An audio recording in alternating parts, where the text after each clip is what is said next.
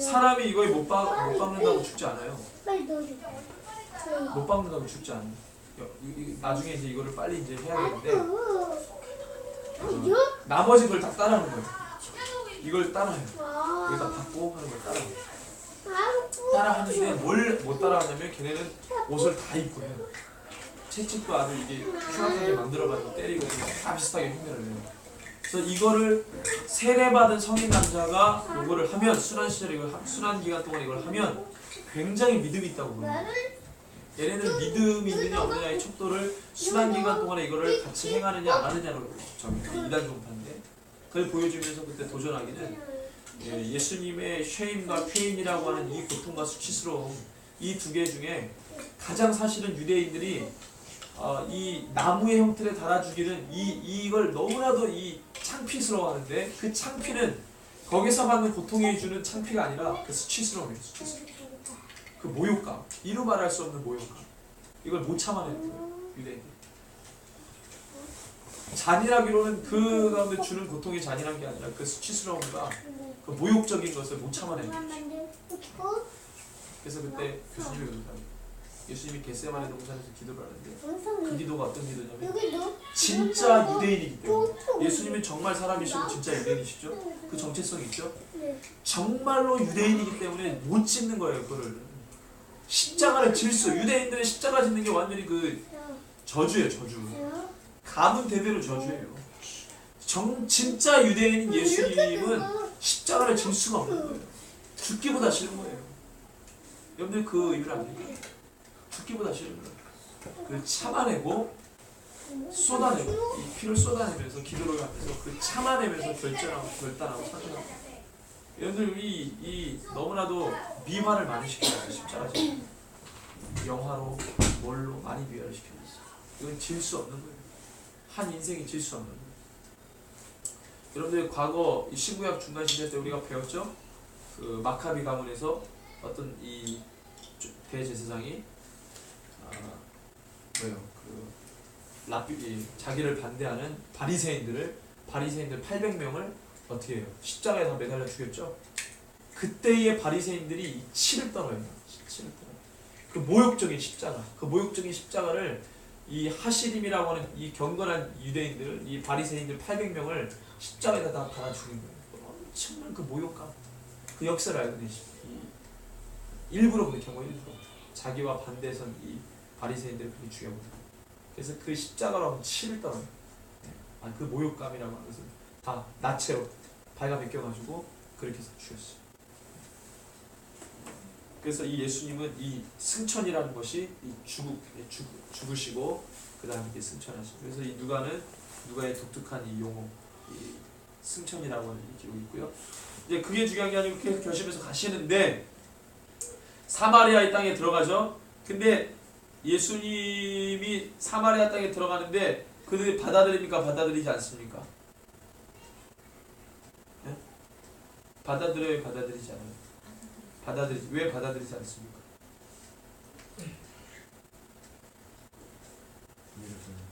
예루살렘으로 향해 가시는 걸 알고 예수님이 사마리아 땅에 머무는 것을 싫어하죠. 그랬더니 제자들이 뭐라 그래요? 이거는 전통 유대인적인 발언이에요. 유대인들은 뭘 구한다고 해야 돼요? 표적구예요. 이 사람들에게 최고의 선지자는 누구예요? 이 사람 유대인들 속에 머릿속에 최고의 선지자는 누구예요? 엘리야 선지자. 엘리야 선지자가 왜 유명해요? 엘리야 선지자가 정말 많은 것을 했지만 많지 않죠. 근데 그 중에서 가장 유명한 사람이 뭐였습니까? 엘리야. 하늘에서 불을 내린 선지자예요. 하늘에서 불을 내린 선지자. 신구약 통틀어서 누구밖에 없습니다. 예? 엘리야밖에 없어요. 하늘에서 불을 내린. 엘리야가 최고의 선지자로 유대인들이 가지고 이 유대인들에게 엘리야는 아주 엄청난 존재예요. 네. 엄청난 존재예요. 그 생각과 문화와 역사 의식을 가진 정통 유대인이 발언할 수 있는 거예요.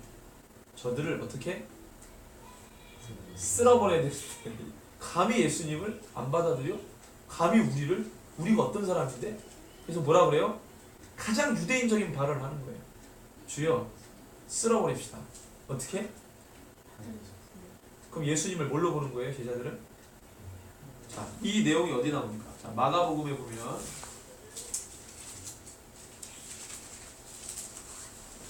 이 발언 이게 참 연결되는 게 얼마나 재미있는데요.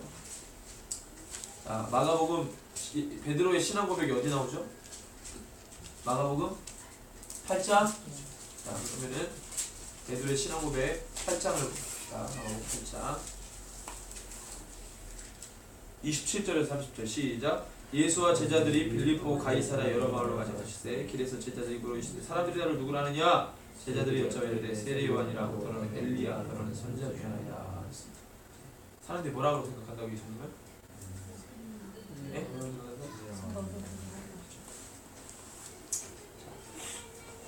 예수님을 엘리야라고 생각했어요.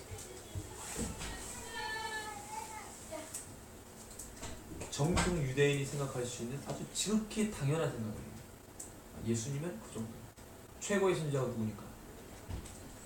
엘리야니까. 감히 예수님을 우리가 오매불망 기다리는 메시아, 그 엄청난 하나님 그 자신 메시아, 이것도 있겠지만 사실은 이 선지자, 최고의 선지자, 엘리야 선지자쯤 되는 더러 많은 사람들이 이렇게 생각했답니다. 그러니까 그 정통 유대인의 의식을 가지고 지금 사마리아에서 예수님과 그 일행을 저지하니까 정통 유대적인 사고를 가지고 뭐라고 말합니까? 저들을 하늘에서 불을 내려서 쓸어버릴까요? 예.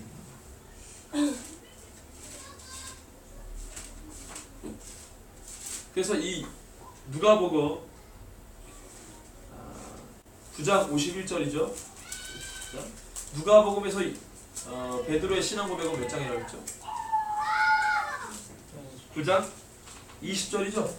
자, 9장 20절이 이 베드로의 신앙 고백이 아까 마가복음 8장 29절에서 그 고백 있죠. 그 다음에 8장 이 사건은 누가복음에서 승천하실 여기 차에서 사마리아로 가는 사건은 베드로의 신앙 고백 전입니까 후입니까? 네? 자, 마가복음 8장 29절에 또는 누가복음 9장 20절이 베드로의 신앙 고백이죠. 자, 그 베드로의 신앙 고백이 9장 20절, 그 다음에 마가에는 8장 29절인데 지금 우리가 읽은 9장 51절에서 쭉 이 사건이 베드로의 신앙 고백 전이에요, 후예요? 후죠. 그럼 베드로 신앙 고백 때 제자들 너는 나이를 뭐라고 그러냐 그랬을 때 베드로가 뭐라고 그랬어요? 주는 그리스도시여 살아계신 하나님의 아들입니다 그랬어요. 당신은 이 선지자 정도가 아니고 하나님의 아들입니다, 메시아입니다 그랬어요. 자, 누가복음 9장 20절에는 뭐라고 그랬어요? 다 달라요, 표현이. 마태복음 16장 16절은 주는 그리스도시여 살아계신 하나님의 아들, 그 다음에 마가복음 8장 29절에는 하나님의 그리스도, 그 다음에 누가복음 9장 20절은 하나님의 그리스도, 마가복음에 주는 그리스도 그랬어요. 그러니까 예수님이 뭐라는 거예요? 결국은 메시아 하나님이라는 거죠. 자, 이 고백 이후에 이 사건이 있었어요. 그럼 제자들이 예수님을 메시아로 생각했다면 이 사마리아 사람들을 불을 내려가지고 이렇게 다 갈아엎겠다고 하는 이 표현이 저 예수님을 뭐라고 생각한 거예요? 엘리야라고 생각했어요. 그래서 어떤 분들은 베드로가 이 신앙 고백할 때 제정신으로 한 게 아니다, 영이 한 거예요. 본인의 지식과 본인의 어떤 이익을 받아서 한 게 아니고 하나님이 베드로의 입을 통해 뭘 하게 하신 거예요? 선포케 하신 거예요. 베드로가 알고 있는 지식으로 베드로와 제자들은 예수님을 사실 뭐라고 생각했어요? 엘리야 정도, 참 랍비, 아주 위대하신 분, 이런 그 육적으로는. 근데 이 베드로의 신앙 고백은 하나님께서 그의 입술을 통해 다이렉트로 선포케 하신 거예요. 제정신 없이 아주 확고한 믿음 가지고 한 게 아니라는 거예요. 절실한 100%의 믿음 가지고 고백한 게 아닙니다. 그래서 하늘에서 불을 내리는 게 정통 유대인들은 뭘 구하니까 늘 하늘에서 오는 표적 보이기를 늘 원해요. 유대인들은 그 수준인 거예요. 그 수준. 예수님을 그냥 엘리야 선지자, 그 다음에 늘 하늘에서 표적 보이기를 원하는 그 수준에서 지금 이 짓을 하니까 예수님이 거기에 대해서 뭐라고 얘기합니까? 55절에 예수님이 뭐라 그래요? 돌아보시며가 중요해요. 돌아보시며 꾸짖으십니다. 상상해봐요. 얼마나 웃겨요. 돌아보시며. 여러분들 이걸 드라마로 만들었다고 생각해봐요. 여러분들 제작자라고 생각하고. 이거 어떻게 표현하겠어요? 쟤들이 하늘에서 불 내립니까? 막 이러니까 막 쟤들 주위에 어떻게 가라고 불까? 막 돌아보시며 꾸짖으시고. 다른 마을로 가시는 거죠. 예수님은 노상 말을 많이 하고 다니셨지만 쓸데없는 말을 아예 끼지도 않으시거든요. 한 말 하고 이제 가시는 것입니다. 아주 연약한 모습들 우리가 봅니다. 그래서 이런 부분들 우리가 참 몰라요. 모르고 연약하고 부족해요. 하나님께서 이 3년 반 동안의 제자들을 막 하셨지만 결국 이들이 변한 건 어디서부터 변합니까? 이들이 변한 건 어떻게 한 성경을 보고 이렇게 다 달라? 시점이 제자들은 어디서 사실 뒤집어져요? 티베리아 바닷가에서 뒤집어지잖아요. 그때 예수님의 모든 마음을 아는 거예요. 누가? 예수님 베드로만 만난 게 아니고 그때 누구를 만났는데 7명의 어부 출신의 제자들이 다 고향으로 돌아갔잖아요. 갈릴리 바다를 갔잖아요. 디베라 바닷가, 갈릴리 바다 똑같은 얘기예요. 가서요. 그때 예수님이 부활하신 주님이 쫓아갔어요. 자, 부활하신 예수님을 만나고 왜 제자들이 고향으로 갑니까? 이상하다고 생각하지 않았어요? 부활하신 예수님을 만났으면 그 예수님과 함께 아싸하고 해야 되는데 부활하신 예수님을 만나고 제자들이 어디로 가요? 왜 고향으로 가요? 고향으로 왜 가냐고. 부활하신 예수님을 만났으면은 진짜 예수님이 하나님이시구나 이걸 알고 더 예수님과 예루살렘에 남아가지고 막 뭔가 예수님과 어떻게 할까요? 우리가 잘 몰랐군요. 저희가 죄송했습니다. 막 그 앞에 땅에 엎드려가지고 이 회개하고 이래야 되는데 그러질 않고 어디로 돌아가요? 베드로 나는 갈릴리로 가야겠다. 그리고 그와 함께한 어부 출신들이 다 베드로를 따라 어디로 가요? 고향으로 가자. 왜 고향으로 갑니까?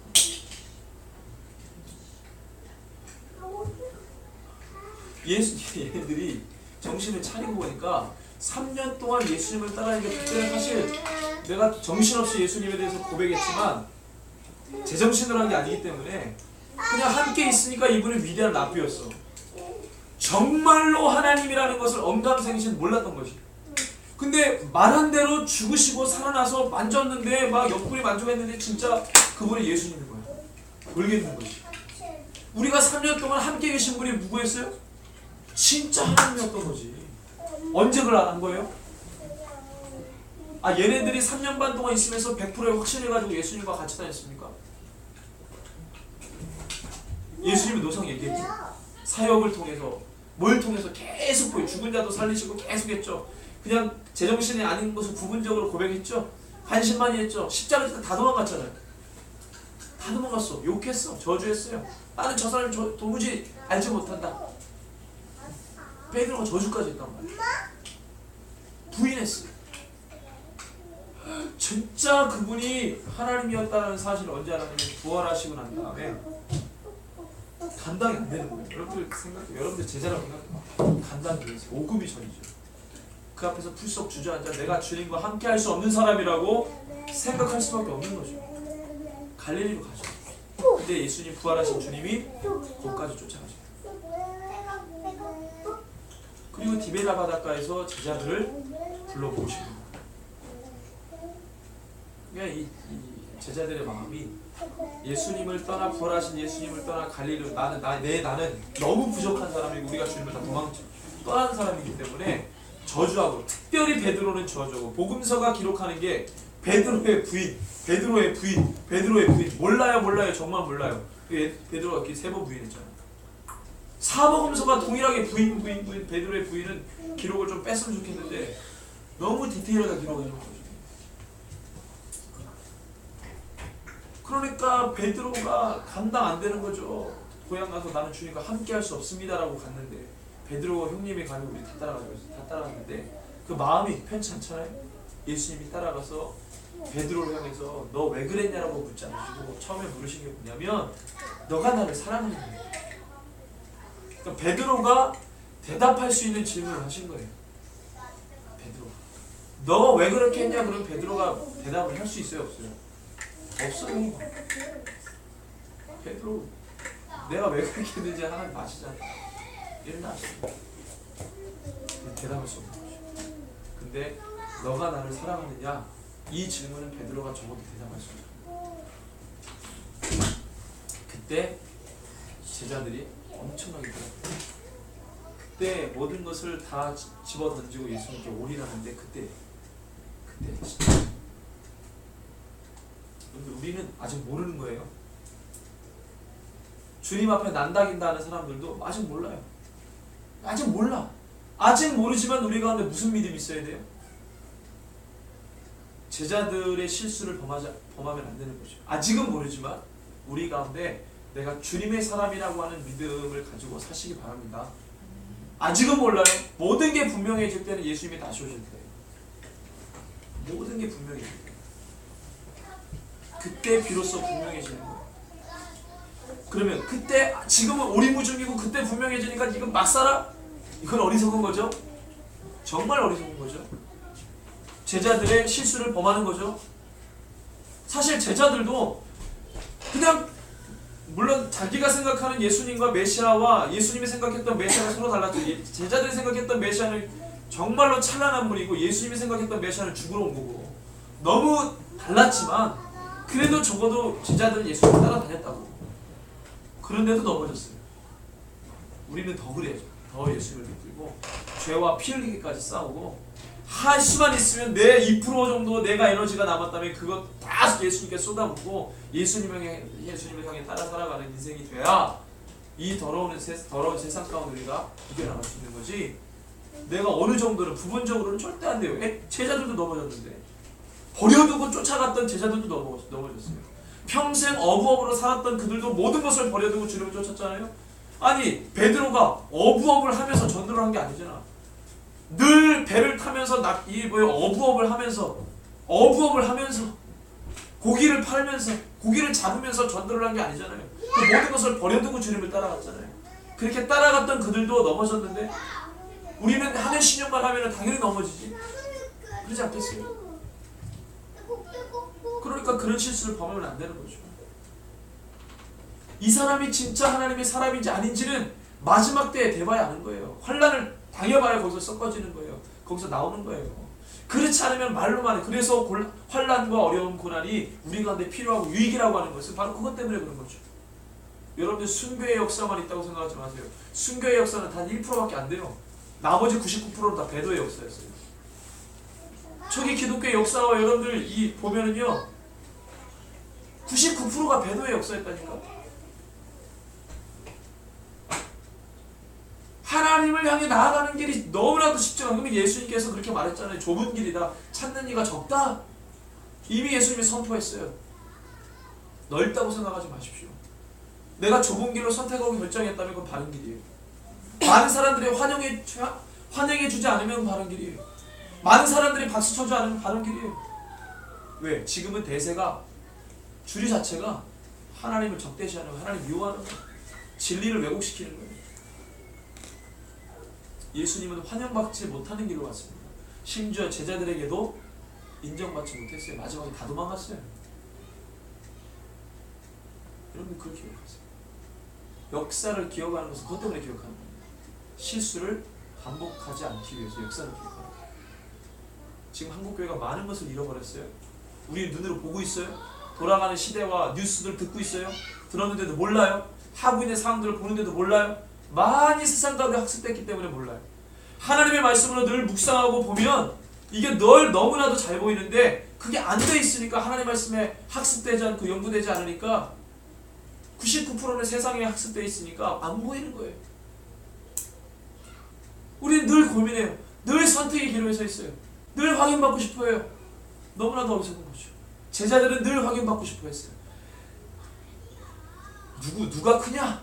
예수님이 예루살렘 성전에 들어가면 누가 크냐? 십자가 지기 전까지도 그 얘기했어요. 십자가 지기 전까지. 늘 확인받고 싶어 했어요. 너무 어리석은 거죠.